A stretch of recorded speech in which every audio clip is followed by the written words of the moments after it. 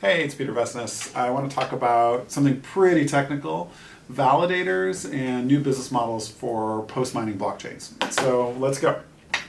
So historically, we use mining in blockchain land to provide sort of like a combination of cryptographic proof and economic proof that something's happened. So miners buy this hardware, and they could do that by buying a little bit of hardware. They could do that by starting a chip company and making custom silicon chips to do mining.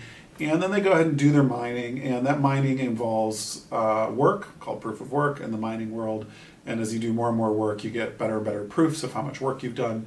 And the blockchain kind of privileges those, usually with money and also with voting power, to say, yep, you've worked hard and put money and energy into this, and so we're gonna give you like a stake in the outcome.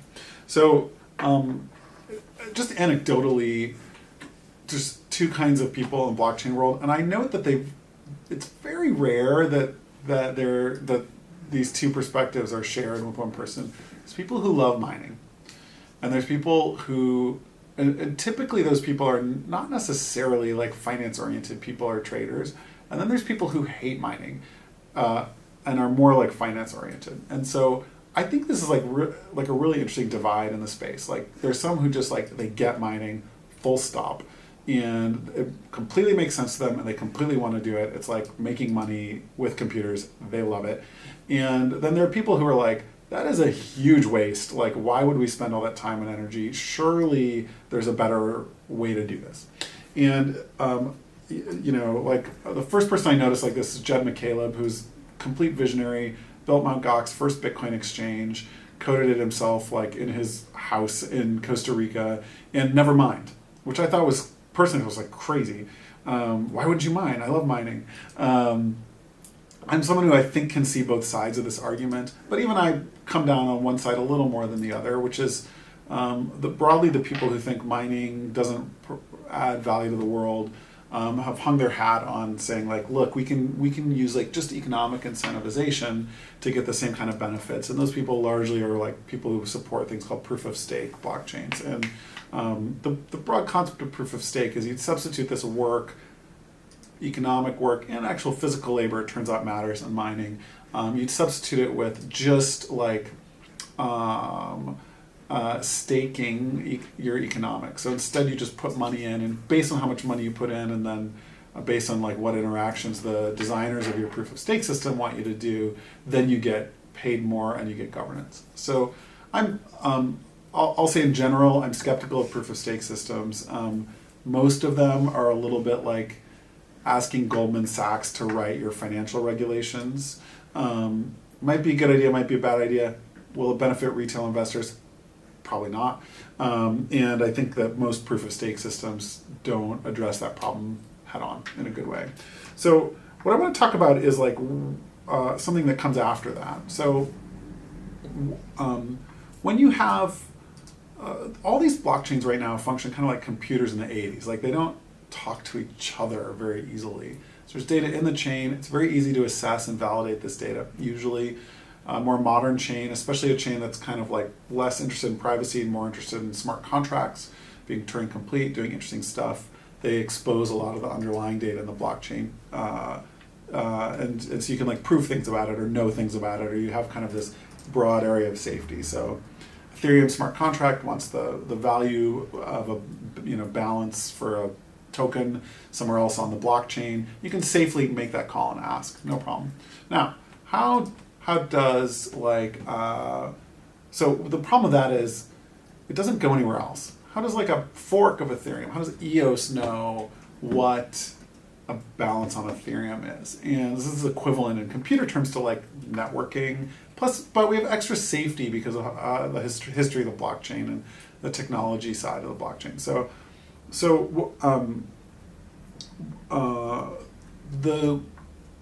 the like initial plan for this a couple of years ago in blockchain land was to use something called Merkle proofs. Actually New Alchemy filed a bunch of patents around this Merkle proof structure in, I want to say, early 2017. And the idea is kind of this, and you'll need a little bit of like crypto knowledge to understand this, but hopefully not a giant amount. if my editing team gets ambitious, you'll see a little animation of this, but you might just have to be my hands. So we lay out all the data that we want to validate as being true. And we do that just bit by bit. So let's just say like we want to know a price of oil at a certain time, okay?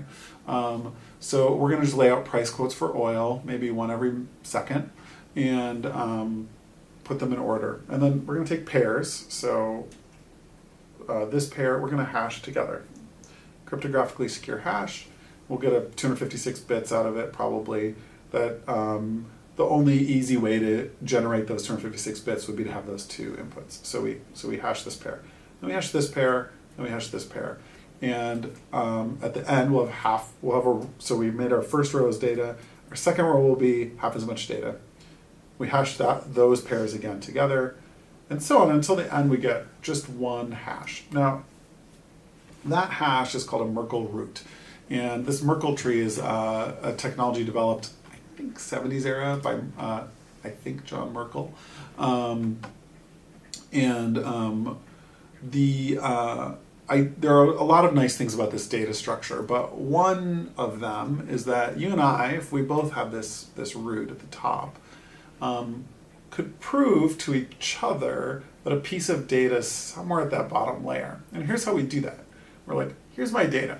Here's what the price of oil at second number 22,000 was $106 a barrel. And here's my price quote. Here's the price quote next to it. And then we can hash them, we'll get a hash. Now, it had a pair, like it was rehashed to get up to the top. So I'm going to give you that other hash. We don't need to know what's in it, because here's my hash. And then that hash had a pair, and here's the pair that it hashed with. And so with log-based 2 number of steps to however many quotes we have, I can get you up to the root. And if my path hashes to the number we both agreed is like our root, then I've proven to you that this piece of data is in both of our data sets, which we agree is good, and that it occurred in the spot, like in the right spot, just as a side note, because you can trace the path up. So that's, like I warned at the beginning, esoteric, but also like really fascinating. And one of the things that you could do with this data is if two blockchains agreed on a certain hash, then they could also, anybody could come and equally prove on one blockchain or the other what data is in there. So there's a lot that you could do with this technique. One of the first things that New Alchemy worked out and helped work with the Aeon blockchain, which is a really fantastic group working on like a multi-blockchain technology called Aeon, was how to move data and value between chains using this. So we worked with Aeon on that. We later worked with Metronome on that, and then we have our own project Deluge, all of which use this idea that like you can prove that certain events happen on blockchains, and you can do it cryptographically. That would kind of start to like open the floodgates of data connection between these chains, and you can do a lot. So I call this, and I think this is an industry term of art now in some circles, like validation. So what you need for some chains is you need someone to log in to your chain and be like, here's a hash of all the things that happened over in this other chain. Call that a validator.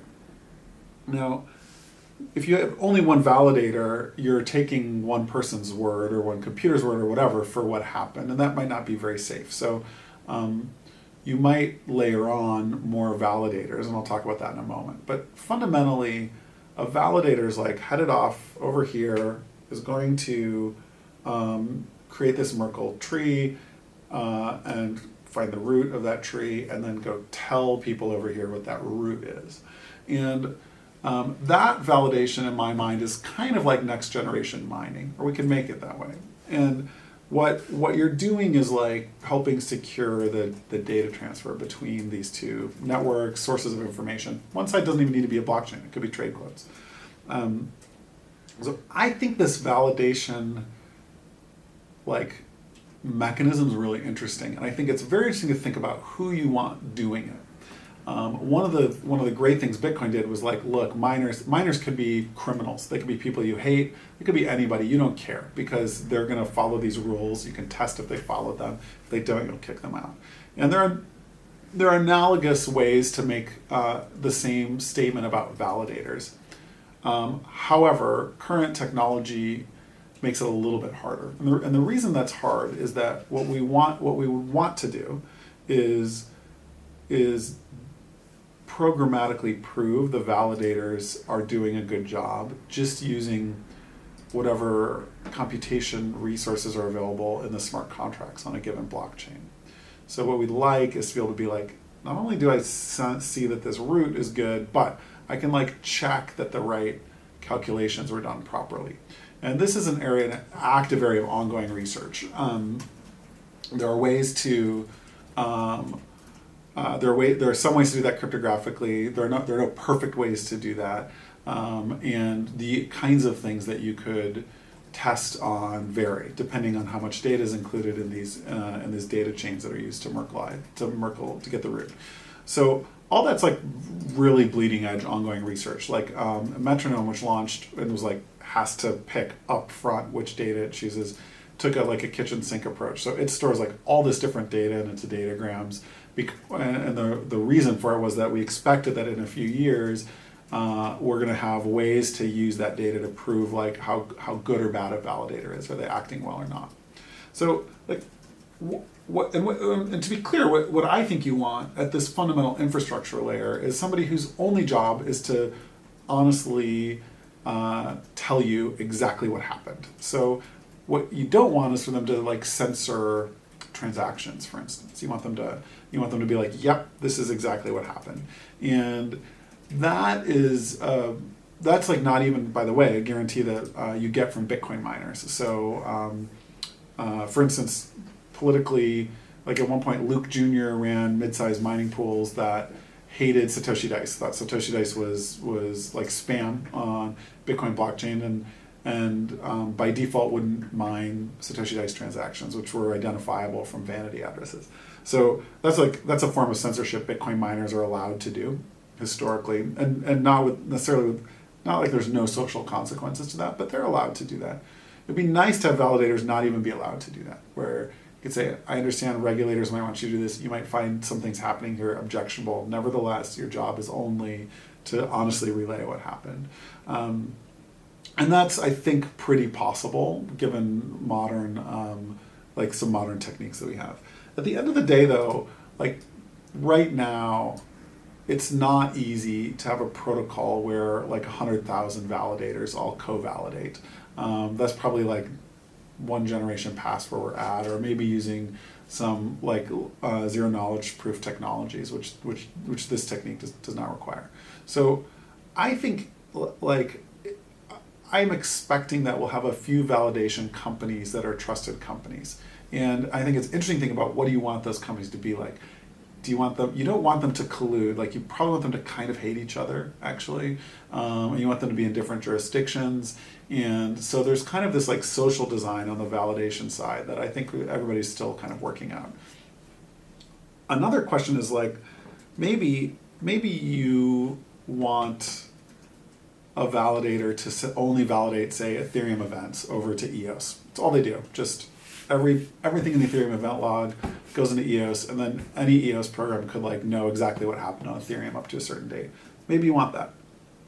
Maybe though, once you've trusted a validator to do that, maybe like, do you also want them to go the other way and tell you EOS events for Ethereum? And like, why not? What about other data? Like, what about stock quotes or there's a lot of data in the world as we know. So like, I think probably where this market goes is a few validators start putting out like a core set of data.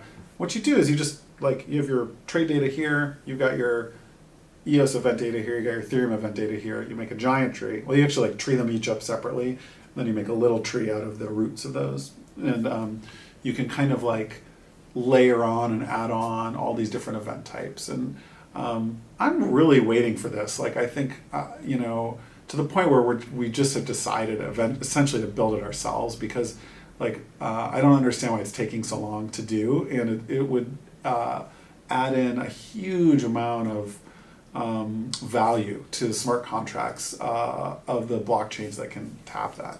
As an example, like here's one that here's like a kind of mind-blowing one that I think is just like worth thinking about how powerful this technique is. Your events could be like the memory states of smart contracts at a certain time. So you could actually post a single hash into, say, Ethereum, and then prove that the memory state of a smart contract had this certain stuff in it at a certain time. So you'd like allow introspection just through this small 256-bit number plus all the proving. So that's pretty remarkable. I think that people are just not working enough on innovative stuff like that. Like, what could we do in that circumstance? So I look forward to hearing more. Tell me your thoughts about validators. I'm really interested in this business model, and I'm really interested in like how much we can do with this tech. And I'll see you next time. Thanks so much.